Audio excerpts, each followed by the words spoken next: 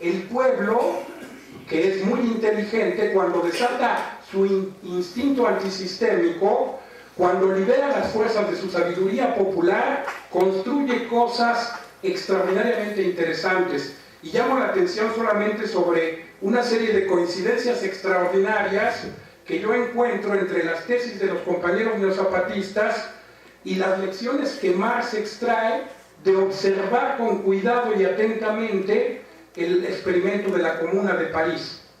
En la Comuna de París, en los soviets rusos, en los consejos obreros italianos, en la Revolución Cultural China, se reitera la vigencia de esta sabiduría popular.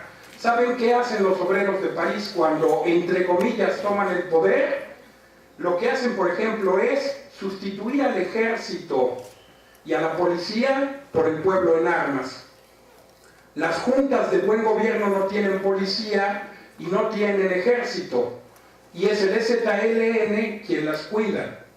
Fíjense, la Comuna de París barre de un plumazo a la burocracia, elimina a todos los burócratas y se convierte en una corporación de trabajo. Las juntas de buen gobierno son un organismo de indígenas que trabajan y que resuelven de manera inteligente y con sentido común los problemas de la comunidad. Fíjense, la Comuna de París elimina el Parlamento, toda esa parafernalia del Parlamento, y lo que hace es poner efectivamente en su lugar un pequeño grupo de hombres que deciden, que más bien que ejecutan y que, obedeciendo los mandatos del pueblo, llevan a cabo la resolución de los problemas comunes. La Comuna de París restaura el poder de la asamblea, es decir, restituye la vigencia de la democracia directa, que es lo mismo que sucede con las juntas de buen gobierno. Es decir, cada vez que el pueblo se pone a construir efectivamente su propio modo de autogobernarse, cada vez que hay formas embrionarias, aunque sean temporales y coyunturales, de construcción del autogobierno popular, de la erección de este contrapoder popular en movimiento, los movimientos empiezan a llegar a caminos muy similares, a conclusiones efectivamente muy cercanas unas de otras. Y yo llamo la atención de esto porque realmente me parece que es impresionante y me parece que es por ahí por donde tenemos que pensar cómo reformar y cómo precisamente reconstruir todo esto. Tenemos entonces, y para ir, digamos, terminando, porque mi tiempo también termina, tenemos entonces quizá que obtener, bueno, miles de lecciones, sí, ya me pasaron la tarjeta roja, tenemos que obtener miles de lecciones de esta experiencia de las juntas de buen gobierno, pero yo creo que tres en especial me gustaría planteárselas solo como puntos abiertos para seguir profundizando después. La primera cuestión es que tenemos que desmitificar la absurda idea de que las tareas de la gestión estatal y de la gestión de lo político son muy complicadas. Son tareas sencillísimas. Es el propio capitalismo el que ha creado esta parafernalia absurda y nos ha hecho creer que para ser político se requiere una gran preparación y títulos universitarios y una supuesta gran cultura.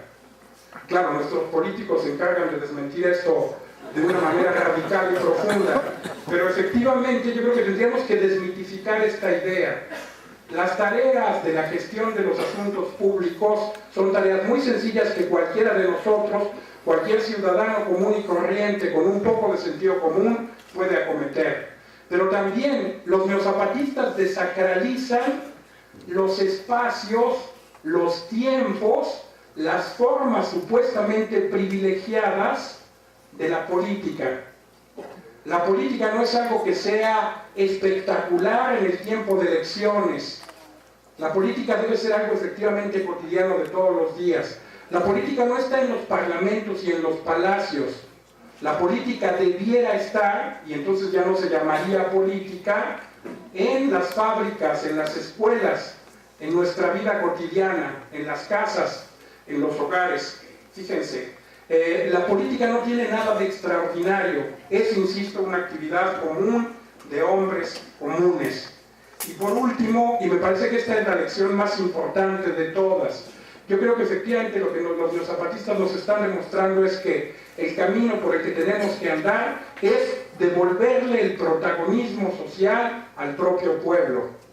Abandonar efectivamente todo tipo, diríamos, de sustitución, todo tipo, diríamos, en ese sentido, de suplantación.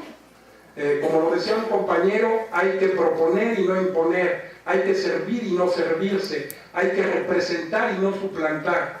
Son consignas muy sencillas y que sin embargo implican efectivamente una sabiduría profunda. Tenemos que aprender de los compañeros y devolverle el protagonismo social a las propias clases subalternas.